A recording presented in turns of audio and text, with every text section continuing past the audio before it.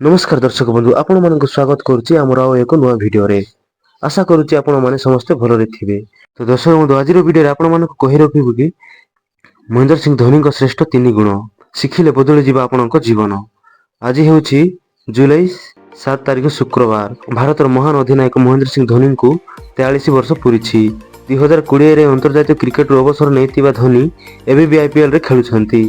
तेबे तांको अनेक आदर्श बोली मने करंती। जानन्तु धोनींकर केउ गुण आपनक जीवन को परिवर्तन कराई देबो। शांत रहिबा कहिले एमिति किछि धोनी पड़िया रे बहुत शांत देखा जांती। से निजर क्रोध हरांती नाही। कठिन परिस्थिति रे मध्य से शांत भाव रे भावंती। धोनींक ठारू एहा शिखिबा प्रथम कथा टीम स्पिरिट।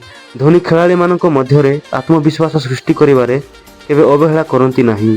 से प्रथमे दल को प्राधान्य दियंती पर व्यक्तिगत प्रदर्शन को जेतेबेले बॉलर मानक कथा आसे सेतेबेले धोनी को चिंताधारा आश्चर्यजनक।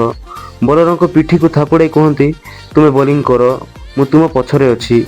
से पूर्वर मध्य एपरि करि सारिछंती जहा आपण जोगिंदर शर्मा को बॉलिंग समय रे देखिबा को पाइबे।